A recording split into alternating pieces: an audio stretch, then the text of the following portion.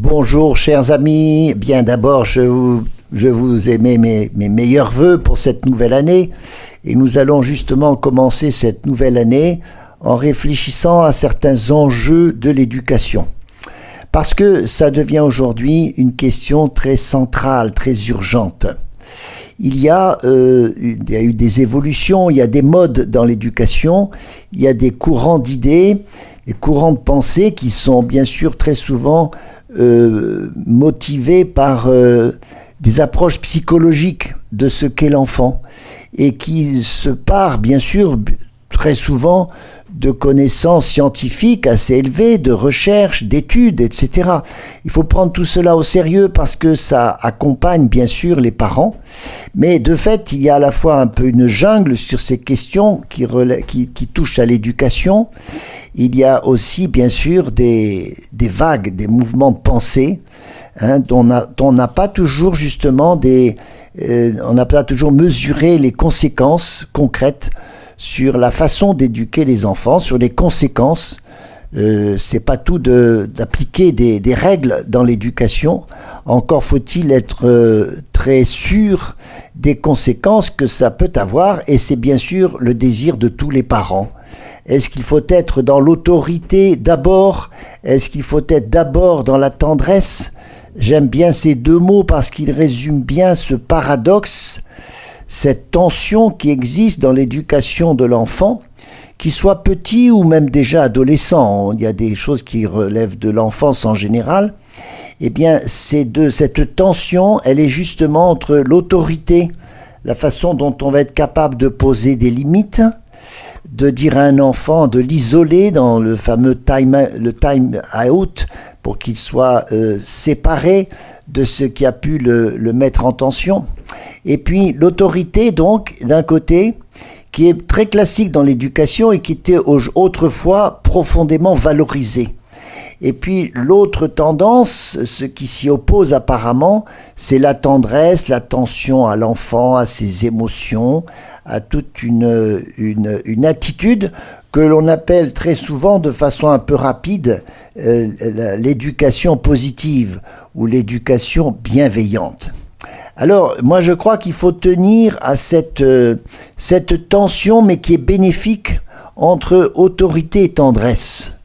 C'est-à-dire une fermeté de la part du parent qui ne doit pas être à la remorque de son enfant parce que c'est lui qui est un tuteur, c'est le mot autorité qui veut dire qu'il fait grandir, c'est sa mission principale, mais aussi toujours dans le respect de l'enfant et dans l'attention à tout ce qui peut aussi être dans sa conscience, dans son fort interne, dans tout ce qui anime l'enfant, dans tout ce qu'il vit. Et il y a des phases de crise, des crises dont la fameuse crise de l'adolescence, mais même avant, il y a ces crises qui demandent effectivement une très grande attention. Alors, cette évolution qui date grosso modo des années 90, ça nous vient du monde anglo-saxon, mais ça a été repris par le Conseil de l'Europe, par l'éducation nationale, c'est la parentalité positive, c'est un idéal dans l'éducation qui s'est comme imposé à tous, alors d'une façon un peu violente quelquefois, mais cet idéal justement prône la non-violence. C'est imprégné de cette idée de non-violence pour reconnaître l'enfant comme un sujet de droit, bien sûr, ça c'est tout à fait nécessaire, mais c'est l'influence de ces psychologues américains venant de la communication non violente, et puis ce qu'on appelle le renforcement positif du comportement, c'est-à-dire préférer valoriser les comportements positifs et ne pas être punitif pour les comportements négatifs. Voilà, grosso modo, c'est toute la psychologie positive qui est là derrière, qui tient compte aussi des déterminants du bonheur. Comment fait-on le bonheur de l'enfant? Voilà une grande question. Et puis aussi l'éducation aux émotions. Tout un monde aussi que l'on a découvert depuis alors longtemps, plusieurs dizaines d'années maintenant, et appliqué à l'éducation, c'est s'intéresser aux émotions de l'enfant et non pas passer par-dessus trop rapidement comme on le faisait autrefois. Et puis tout récemment, il y a le dernier programme dans l'éducation affective et sexuelle, dans l'éducation nationale, qui s'appelle le programme EVARS, qui a été très inspiré de cette éducation positive. Bien sûr que tous les parents ont ce rêve d'une éducation harmonieuse pour que l'enfant, de fait, grandisse dans beaucoup de paix, à l'abri de la violence. Or, la nature nous enseigne qu'il y a de la violence dans le cœur de l'homme. Elle est comme tapis. Donc, c'est un peu naïf de croire que la violence peut être écartée parfaitement d'un enfant. C'est au contraire, par rapport à la violence, acquérir au contraire la maîtrise de la violence. Non pas la nier parce qu'elle est là, et bien entendu qu'elle se révèle quelquefois de façon extrêmement puissante, sans que l'enfant en ait conscience, parce qu'il est dépassé, et sans non plus que le parent puisse y attendre. Et donc elle nous prend à rebours cette idée de violence, qui est parce qu'elle est dans le cœur de l'homme, elle est dans le cœur de l'enfant. Il s'agit effectivement de faire grandir l'enfant en gouvernant cette violence. Parce que la violence, la colère, la façon dont l'enfant peut s'énerver très rapidement, tout cela traduit le fait qu'il a en lui une vertu qui s'appelle la vertu de force. La vertu de force qui peut faire aussi le courage, l'audace et tout un tas d'autres choses, mais qui négativement peut le détruire par une colère dont il ne saura pas quoi faire. Et il y a bien sûr tous ces conseils que l'on donne dans l'éducation. Il y a des livres qui sortent régulièrement là-dessus, qui vont tantôt dans un sens, tantôt dans l'autre. Remettre de l'autorité, de la vérité dans l'éducation de l'enfant, remettre des limites, ou inversement, faire attention à ce que sont ces enfants qui n'ont pas encore toutes les capacités de comprendre ce qu'ils sont. On a donc des conseils contradictoires et plus ou moins autorisés. Est-ce qu'il faut câliner ou gronder? Est-ce qu'il faut féliciter ou non les enfants? Est-ce qu'il faut leur apprendre à demander pardon? Toutes ces questions sont tout à fait essentielles. Alors, moi je dis qu'il faut garder ce qui semble tout de même assez réaliste et qui peut être aussi surtout corroboré par les faits, par les conséquences. Et cette façon de développer l'éducation positive en interdisant par exemple les punitions, parce que c'est comme ça qu'actuellement on est arrivé à interdire toutes les punitions, en particulier dans le cadre scolaire. Mais c'est aussi des injonctions dans le cadre familial pour que la fessée ne soit plus donnée, et bien entendu les sévices corporels, ça tout le monde est d'accord. Mais cette façon d'interdire complètement les punitions sans aucune finesse, ça peut aussi emmener la possibilité pour les parents de mettre des limites. Et puis de mettre un enfant, par exemple, comme on dit, au coin. Est-ce que c'est légitime de faire cela? Est-ce qu'il n'y a pas de la manipulation quand on éduque un enfant, à cause de cette différence qui est bonne et en même temps qui peut être mal employée, la différence entre toutes les capacités de l'adulte, tout ce qu'il connaît, en particulier au plan intellectuel, et puis la plus grande fragilité, la plus grande faiblesse de l'enfant.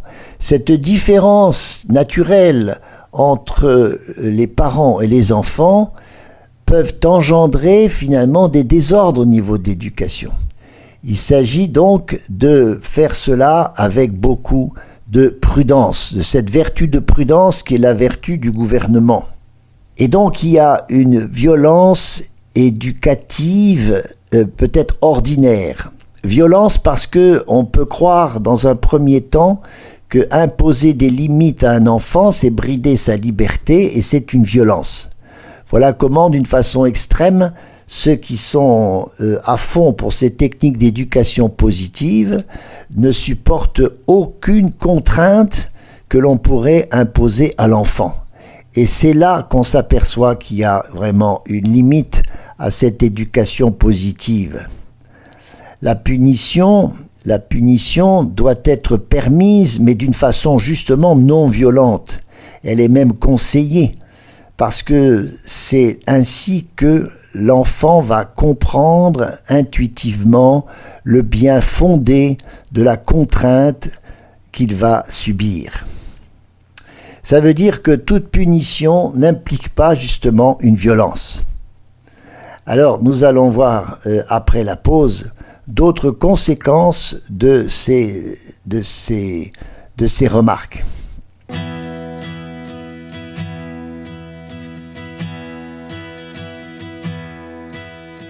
Pas seul, je ne suis pas seul dans le chemin obscur.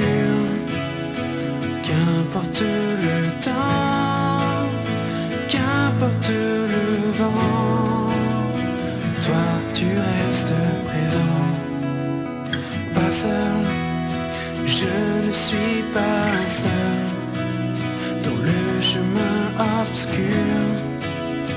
Qu'importe le temps, qu'importe le vent, toi tu restes présent. Qu'importe la vie, qu'importe aujourd'hui, je garde les yeux fixés, je garde les yeux fixés. Même si un mur se dresse et que je me blesse, toi tu restes présent.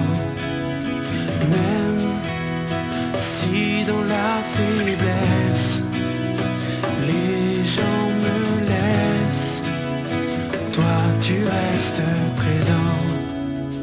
Qu'importe la vie, qu'importe aujourd'hui, je garde les yeux fixés, je garde les yeux fixés.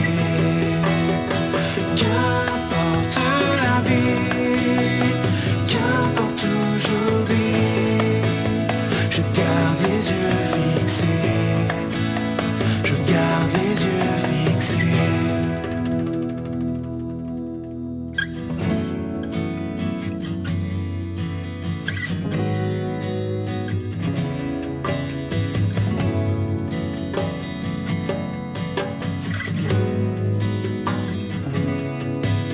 Sur le chemin qu'il m'a préparé, sur le chemin qu'il m'a préparé, sur le chemin qu'il m'a préparé, sur le chemin qu'il m'a préparé, sur le chemin qu'il m'a préparé, sur le chemin qu'il m'a préparé. Qu'importe la vie, qu'importe aujourd'hui, je garde les yeux fixés, je garde les yeux fixés. Qu'importe la vie, qu'importe aujourd'hui, je garde les yeux fixés, je garde les yeux fixés.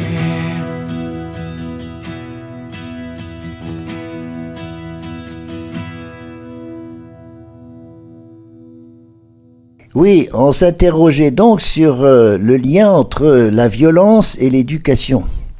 Sachant que, je le répète, la violence, elle est là, elle n'est pas fabriquée par l'éducation et même pas par la société. C'est une erreur de croire que c'est la société qui a fait l'homme violent, même si des structures politiques, familiales, etc. peuvent bien sûr entretenir de la violence et même la développer largement. Mais en soi, il y a une racine à la violence qui vient de ce que l'homme est un être en manque, qu'il se met en colère, qu'il est animé par des émotions qu'il n'arrive pas à gouverner et qu'il entraîne à de l'agressivité ou de la violence. Voilà, en tout cas, la violence éducative, la vraie violence éducative, c'est laisser l'enfant être violent. Et donc on ne peut pas laisser la violence dans son état, je dirais, sauvage.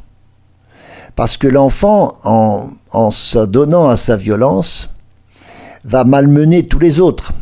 Dans l'éducation positive, on pense beaucoup au développement de la personne, mais comme seule, indépendamment de son environnement. Alors que c'est, dans l'éducation, un but important, c'est que l'enfant s'adapte à l'environnement, et non pas que l'environnement s'adapte à lui.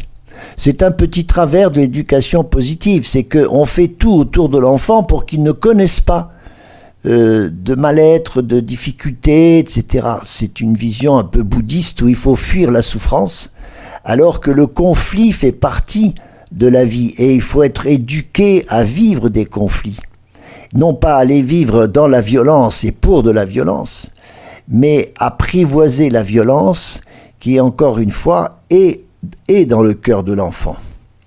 Ça veut dire que l'enfant aspire à ce qu'on l'aide à sortir de cette problématique du bourreau et de la victime, parce qu'il peut être le bourreau de ses petits camarades, comme le bourreau de ses propres parents. Et ça, c'est parce que, justement, l'enjeu, là, c'est le comportement social. Parce que éduquer un enfant, c'est le préparer à un comportement social pour sa situation dans la société. Il y a de nombreux enfants qui souffrent de manque de confiance en eux parce que, disent des études très sérieuses, parce que justement, ils n'ont pas été éduqués à la contrainte, à gérer des conflits intérieurs comme des conflits avec les autres, et donc à intégrer les limites qui marquent de toutes les façons la personne humaine. Ces enfants-là, souvent, ont un certain mépris d'eux-mêmes. Ils ont, comme on dit, n'arrivent pas à accéder à l'estime de soi. Et puis, ils sont évidemment en proie à ces expressions un peu pulsionnelles, agressives, et pas moins que les autres, au contraire. Ils se disent eux-mêmes qu'ils sont des petits diables, qu'ils sont nés comme ça, et ils n'attendent qu'une chose, c'est d'être délivrés de cette violence qui est en eux, et pour lequel ils n'ont pas appris quoi que ce soit.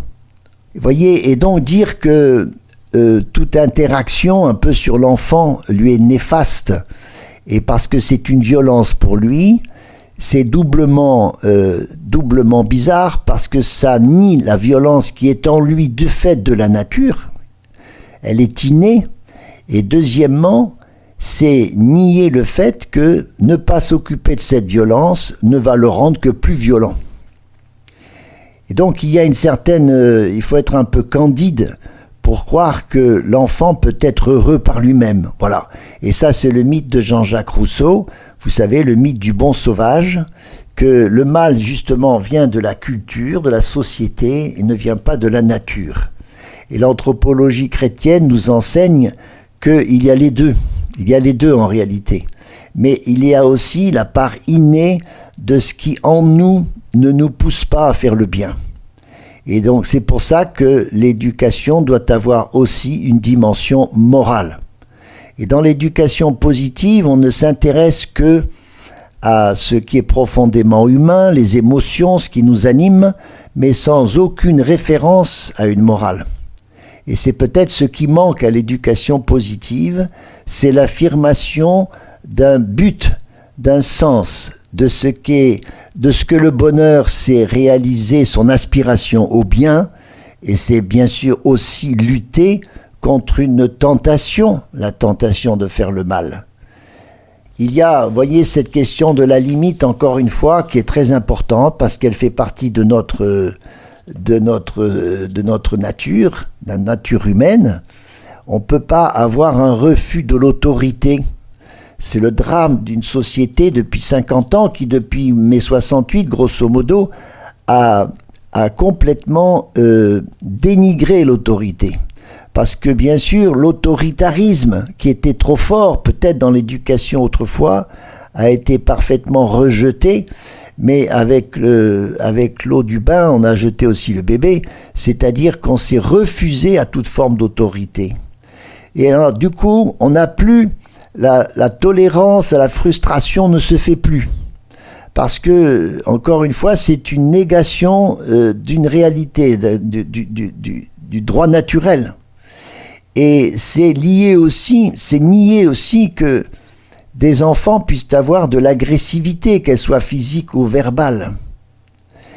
Et ce qui conduit et ce qui aide l'enfant à lutter lui-même contre sa propre violence, c'est lui donner des limites extérieures. C'est comme un peu des petites feuilles de route qui sont là pour l'aider à ne pas céder à la violence. Alors, vous voyez, c'est la façon dont on peut éduquer des enfants avec une trop grande liberté, en pensant que c'est la liberté qui va le faire tout seul. Or, la liberté, c'est bien connu, s'arrête là où commence celle des autres. Et donc, encore une fois, la dimension sociale dans l'éducation est importante. On éduque un enfant aussi par rapport aux autres. Et les limites de l'autre, ça existe. L'altérité, le fait que l'autre est autre, m'impose à moi des limites. Si je ne tiens pas compte de ça, c'est sûr que, je fabrique un enfant parfaitement égocentré, pour ne pas dire narcissique, et un enfant qui ne pense qu'à son épanouissement personnel.